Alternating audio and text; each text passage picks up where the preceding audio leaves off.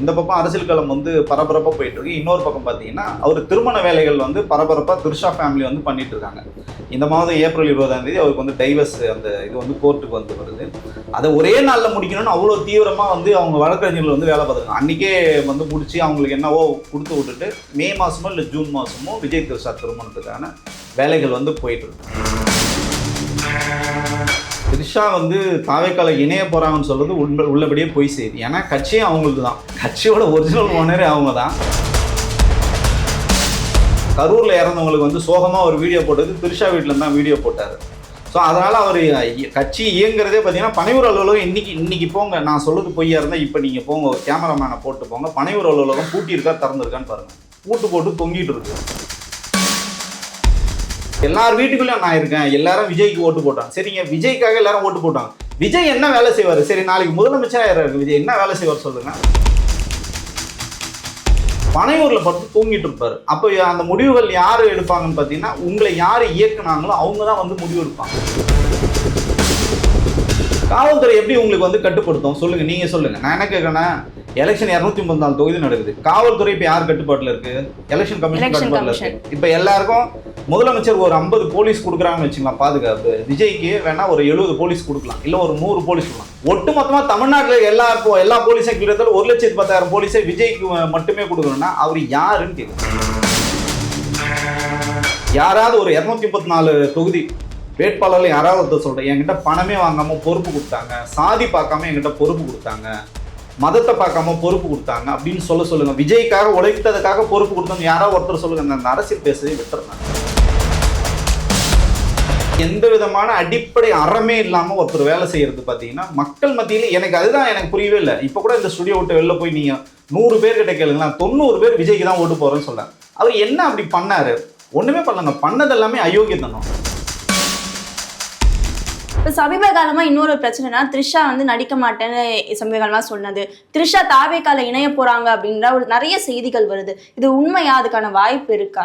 இப்போ வந்து த்ரிஷா வந்து தாவேக்கால இணைய போகிறாங்கன்னு சொல்றது உள்ளபடியே போய் செய்யுது. ஏன்னா கட்சியும் அவங்களுக்கு தான், கட்சியோட ஒரிஜினல் ஓனரே அவங்க தான். இந்த எல்லா கூட்டங்களும் வந்து த்ரிஷா வீட்டில் தான் நடக்குது. அண்ணன் வந்து பார்த்தீங்கன்னா 40 கோடி ரூபா கொடுத்து அவங்களுக்கு ஒரு ஃப்ளாட் வாங்கி கொடுத்துருக்காரு. மேலே கீழே ரெண்டு ஃப்ளோர் இருக்காங்க. 9th ஃப்ளோர் 10th ஃப்ளோரில் வந்து வாங்கியிருக்காங்க. அப்பாசாமி பில்டிங்கில் இருக்காங்க. 3 நேரமாக அங்கே தான் கட்சி பணிகள் வந்து அங்கே தான் இயங்கிட்டு இருக்கு. அண்ணன் முன்னாடி பார்த்தீங்கன்னா அந்த ஒரு வீடியோ போட்டார் பார்த்தீங்களா, இதில் கரூரில் இறந்தவங்களுக்கு வந்து சோகமாக ஒரு வீடியோ போட்டது த்ரிஷா வீட்டில் தான் வீடியோ போட்டார்.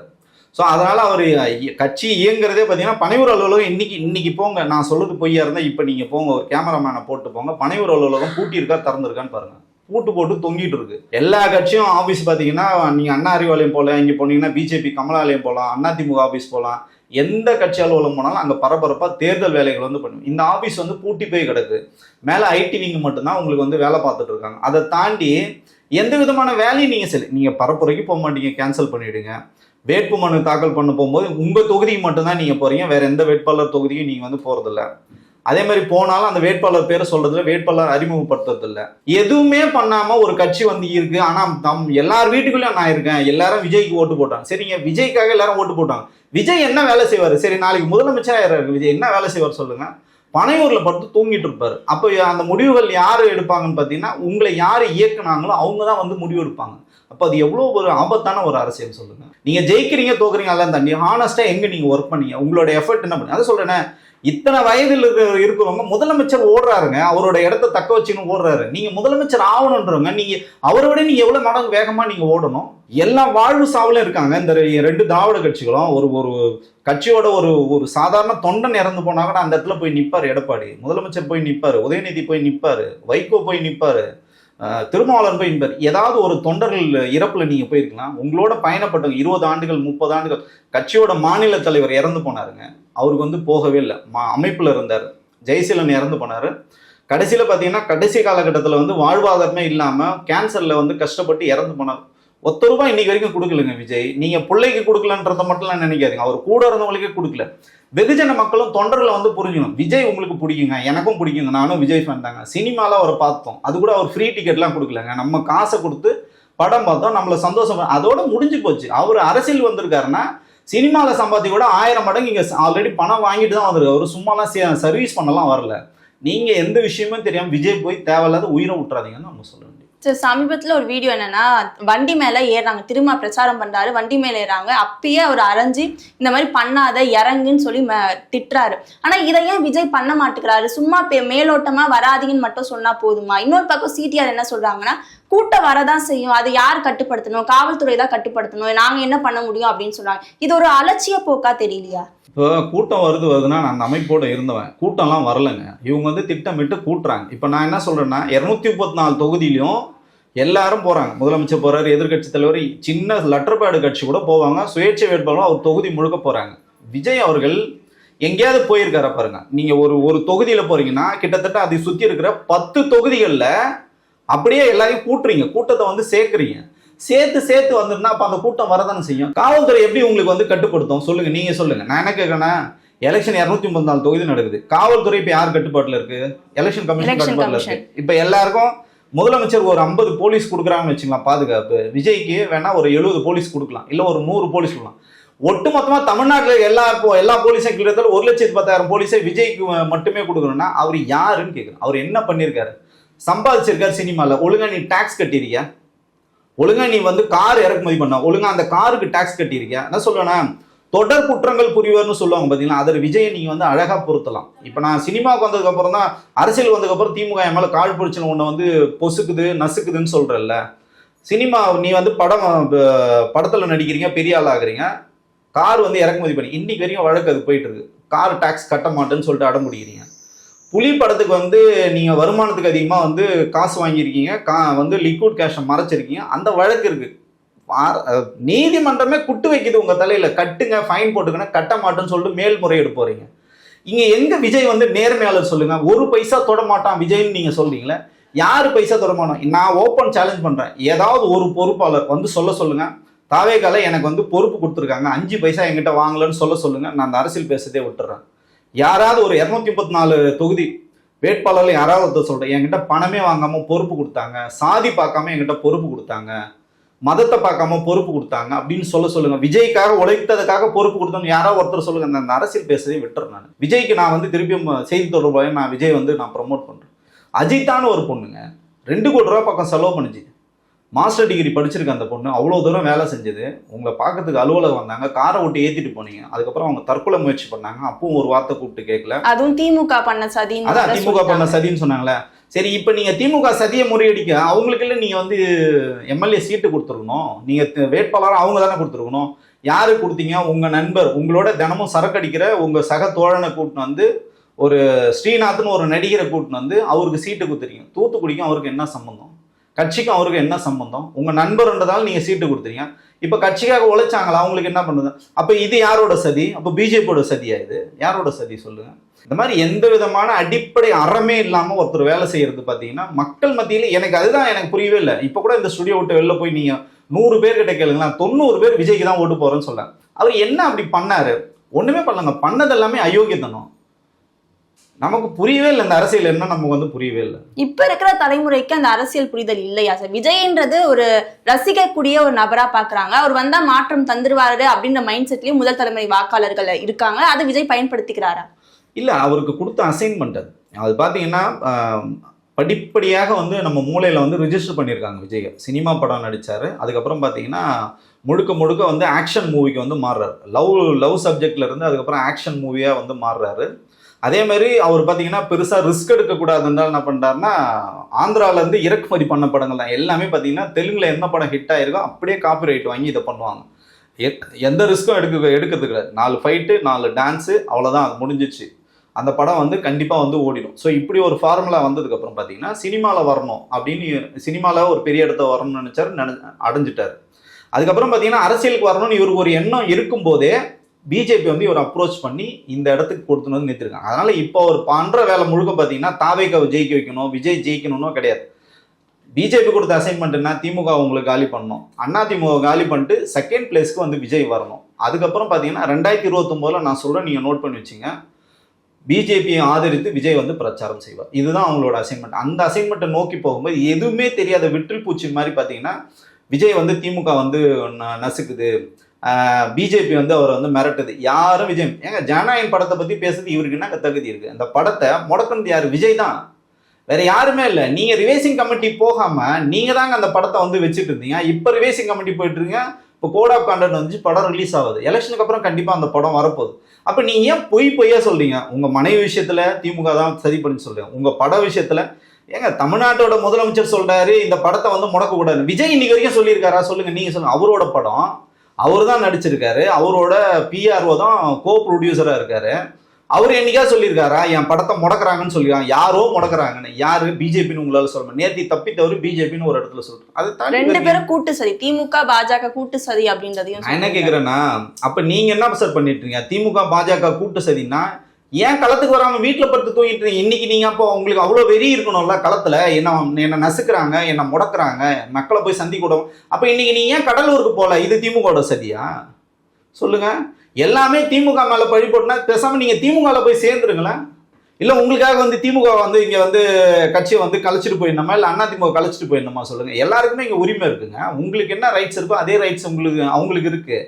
நீங்க உள்ளபடி அரசியலை பேசுங்க. அரசியல் பேசாம சும்மா காழ்ப்புணர்ச்சி மட்டும் சும்மா அழுகுனி ஆட்டம் ஆடிட்டு சும்மா வந்து அழுதுட்டு போனாலும் இந்த சீன்லாம் போட்டா இங்க வேலை ஆகாது. களத்துல வேலை செய்யுங்க.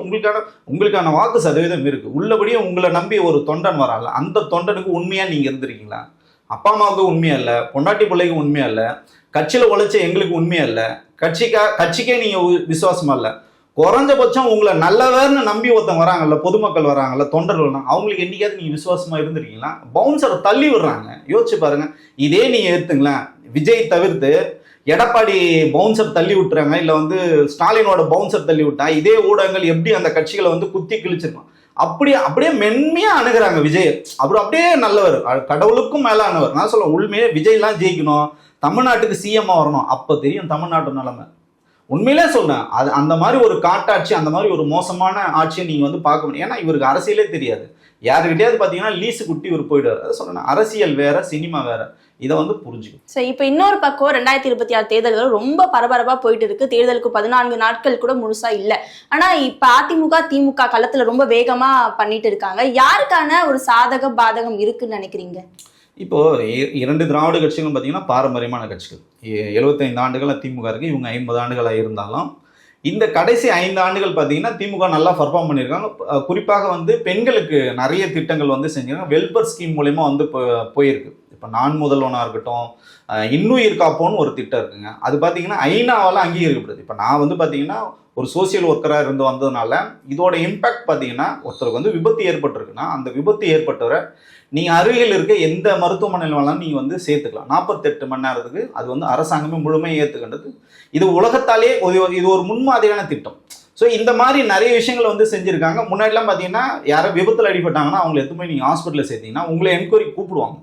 நீங்கள் நிறைய இடத்துக்கு போக வேண்டியது. இன்றைக்கி அதெல்லாம் கிடையாது. அவருக்கு வந்து ரிவார்டு கொடுக்குறாங்க, 5000 rupees வந்து ரிவார்டு கொடுக்குறாங்க. இதெல்லாம் வந்து பார்த்தீங்கன்னா இது ஒரு முற்போக்கான திட்டம். அதே மாதிரி பார்த்தீங்கன்னா இந்த காலை உணவு திட்டம், இது மூலயமா பார்த்தீங்கன்னா நிறைய இன்னைக்கு கனடா வரைக்கும் அதை வந்து எடுத்துப்பாங்க. நான் என்ன சொல்றேன்னா, இது வந்து திமுக நான் சப்போர்ட் பண்ணி பேசல. இந்த மாதிரி பல நலத்திட்டங்கள் வந்து செஞ்சு கொடுத்தாங்க. அதிமுக வந்து நிறைய செஞ்சிருக்காங்க. பட் இந்த 2 பேருக்குள்ள தான் போட்டின்னும் போது விஜய் இவங்களை விட அதிகமாக வேலை செய்யணும். அந்த மாதிரி வேலை செய்யாமல் களத்தில் இருக்குது. பார்த்தீங்கன்னா திருப்பி விஜய் சொல்ற மாதிரி பார்த்தீங்கன்னா திமுக டிவிகேக்கெல்லாம் போட்டி கிடையாது. இங்கே களம் பார்த்தீங்கன்னா அதிமுகவும் திமுக தான் போட்டி. அதனால தான் பார்த்தீங்கன்னா இவங்க 2 பேரும் ஆக்ரோஷமாக சண்டை போட்டுக்கிறாங்க. இப்போ முதல்வர் குறித்து திரு எடப்பாடி அவர்கள் ஒரு கருத்தை சொல்றாரு, அதுக்கு வந்து முதல்வர் வந்து பதில் சொல்றாரு. அந்த மாதிரி இன்னைக்கு விஜய் வந்து திமுகன்னு மூச்சுக்கு 300 தடவை சொல்றாரு. எங்கேயாவது ஒரு இடத்துல முதல்வர் வந்து விஜய் என்ற பேரை எங்கேயாவது சொல்லியிருக்காரா? களத்துல அவங்க இல்லன்றத உறுதியா நம்புறாங்க. அவர் ரொம்ப தெளிவா இருக்காரு. நம்ம வந்து PhD படிச்சிருக்கோம், அவங்க இப்பதான் பாவம் யூகேஜி இப்பதான் படிக்கிறாங்க. அவர் வந்து படிப்படியா மேலே ஏறி வரட்டும். அவங்க பேரையே நம்ம வந்து சொல்லக்கூடாது. களத்திலேயே அவர் இல்ல, ஒரு ஆளே இல்லைன்னு தான் ஒன்னு லெப்ட் ஹேண்ட்ல டீல் பண்ணிட்டு அவங்க வந்து போயிட்டு இருக்கும்போது விஜய் தான் வந்து இதை வந்து பெருசு பண்றாங்கண்டி. ஸோ களம் வந்து ரொம்ப தெளிவாக தான் இருக்குது. இப்போ களத்தில் பார்த்தீங்கன்னா ஸ்டாலின் மிஸ்ஸஸ் எடப்பாடி தான் இருக்குது. இப்போ வந்து பார்த்தீங்கன்னா நேத்திக்கு மிகப்பெரிய ஒரு சர்ச்சை ஆகுது. எதிர்க்கட்சி தலைவர் சொல்கிறாரு, கொரோனா காலகட்டத்தில் வந்து நாங்கள் வந்து சிறப்பாக ஆட்சி பண்ணோம், திமுக ஆட்சி காலத்தில் வந்து புயலும் வரல மழையும் வரல, எங்கள் ஆட்சி காலத்தில் வந்து கொரோனா வந்தது, அப்போ நான் சிறப்பாக வந்து செயல்பட்டேன். ஒருவேளை வந்து ஸ்டாலினே வந்து அந்த இடத்துல வந்திருந்தா கூட அவர் கொரோனாவில் போயிருப்பான்னு ஒரு சொல்லக்கூடாத ஒரு வார்த்தையை சொல்கிறார். அதுக்கு வந்து கவுண்டர் அட்டாக் வந்து முதல்வர் வந்து கொடுக்குறாரு. அது என்ன சொல்கிறதுன்னா, ஒரு எதிர்கட்சி தலைவராக இருக்காரு, முதல்வராக இருந்திருக்காரு, விஜய் அளவுக்கு தரம் தாழ்ந்து எடப்பாடி வந்து உள்ளபடியே வந்து பேசக்கூடாது. ஏன்னா அவர் ஒரு மாநிலத்தில் முதலமைச்சர். அதை தாண்டி பார்த்தீங்கன்னா அவர் 21 வயதுலேருந்து பார்த்தீங்கன்னா அரசியலில் இருக்கார். 21 வயசுல யோசிச்சு பாருங்க, ஓராண்டுகள் வந்து மிசால இருந்தவர் முதல்வர். அப்போ அவருக்கான மரியாதை நீங்க வந்து கொடுக்கணும். நீங்க அரசியல் கருத்து சொல்லுங்க, திரு ஸ்டாலின் ஜெயிக்க மாட்டாருன்னு சொல்லுங்க, திமுக தோத்துரும்னு சொல்லுங்க, பிரச்சனை இல்லை. அவரோட வயது குறித்தோ அவர் வந்து கொரோனாலே போயிட்டு இருப்பாரு அப்படின்னு சொல்லிட்டு தரம் தாழ்ந்த விமர்சனம் பேசுறது இது அரசியலுக்கு வந்து அழகில்லை.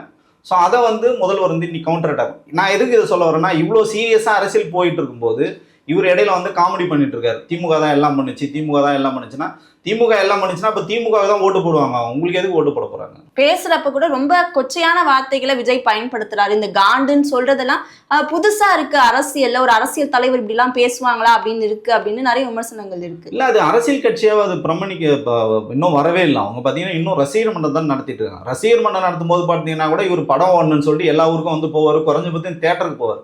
இப்ப அது கூட போறது இல்லை. வேட்பாளர் பேரே ஒருத்தர் அறிவிக்காம வேட்பாளருக்கு வந்து பாவமா இருக்கும், பொம்மையை வச்சுட்டு எடுத்துட்டு போறாங்க. இதெல்லாம் எவ்வளவு பெரிய கொடுமை யோசிச்சு பாருங்க. அவர் ஓப்பனா சொல்றாரு, ஏங்க நான் வர முடியாதுங்க, எங்கேயுமே வர முடியாதுங்க, நான் வந்து ஜெயிச்சதுக்கு அப்புறம் தான் வருவேன்னு வேலூர் மாநாட்டிலே அவர் வந்து சொல்லிட்டாரு. ஸோ நம்ம தான் வந்து பெருசா எதிர்பார்த்துட்டு இருக்கோம்.